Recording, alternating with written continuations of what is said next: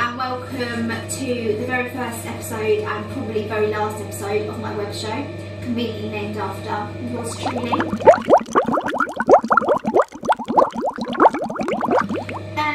This web show is basically just going to be about what I've learned from audience feedback in my coursework. I'm not the best, I'm not the most professional, so I do have words, so if I'm looking down the whole time it's because I get nervous, okay? And I've got stuff written down. So yeah, there's no time like the present, and let's get started. Sort of throughout my research and planning stages of making my trailer, I really sort of heavily relied on audience research and sort of what the audience had to say, because it was really important actually, like I've just said, but because that way I would know that I was taking my trailer in the right direction instead of the wrong direction, and this would sort of also mean that my final product would actually appeal to my target audience and attract people to come and watch it. In fact, really every single time that I started a new section of research, I conducted audience research at the final stages to make sure that the findings of this research were correct and to make sure I'd done everything right. So when I got to the end of my research and I was like moving on and starting to make my ancillary texts, again, audience research was crucial,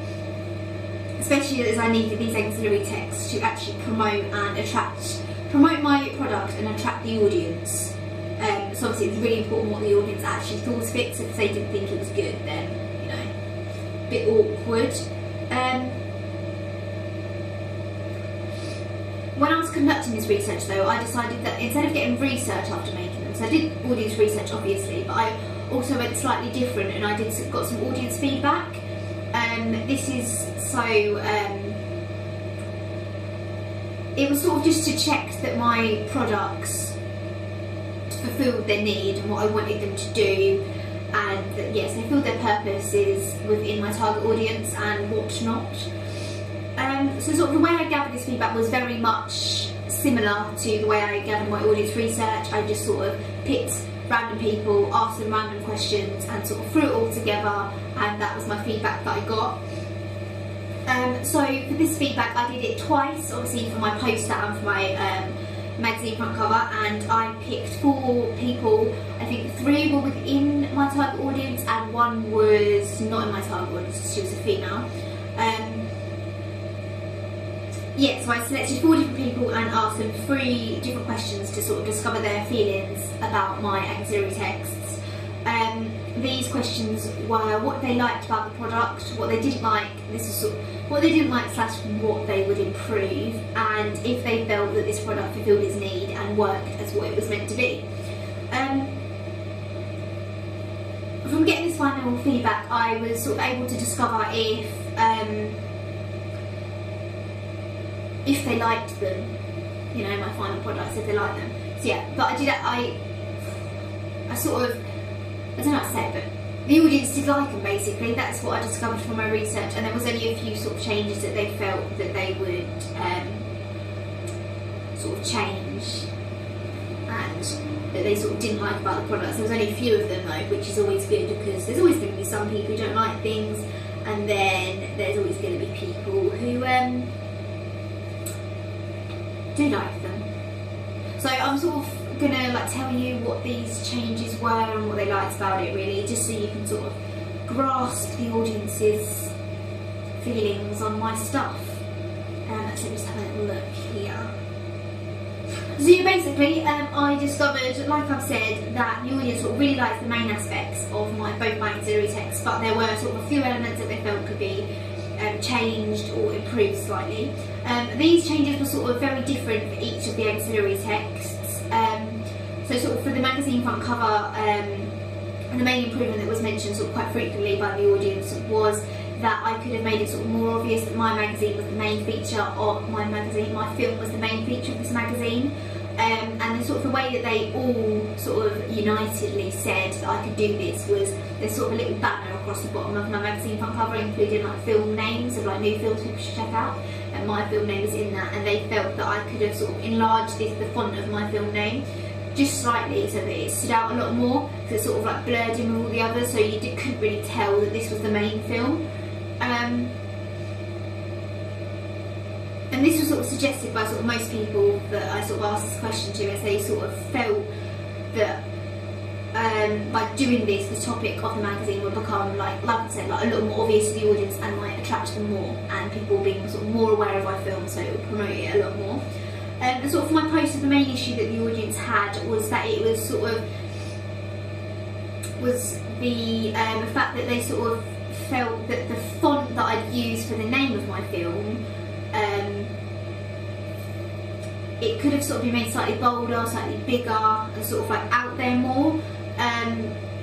because they sort of felt that, like, if I was to do this, the name of my film would stand out a lot more on my poster, and by doing this it would in turn sort of attract more, it would sort of attract the audience more, well, not like ridiculously more, but just sort of like slightly more than it already did. So yeah, that was what they said, and although they sort of did mention some improvements, I sort of felt that these improvements weren't really 100%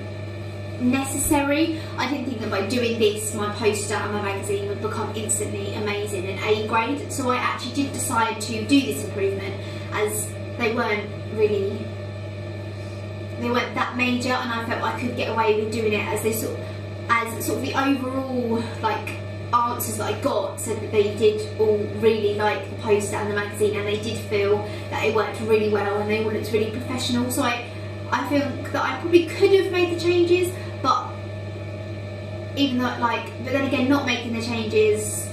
didn't really affect it too much, because I just sort of felt that it would be too much extra time spent on the auxiliary text when I could be researching into stuff for my trailer, or perhaps actually editing stuff for my trailer. So I just sort of not gave up, but I just sort of didn't feel that I could justify spending all the time on the auxiliary text, which would result in me having less time to do the final research and the editing of my trailer. So that's why I didn't do that.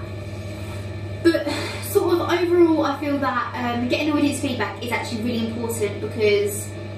you can sort of, like, by doing it, you can tell if what you're doing is right, and you can sort of see if you should take your trailer in a different direction, or you should keep it. Like, if you've got loads of different thoughts, you can see what the audience would prefer, and you can take it down that path,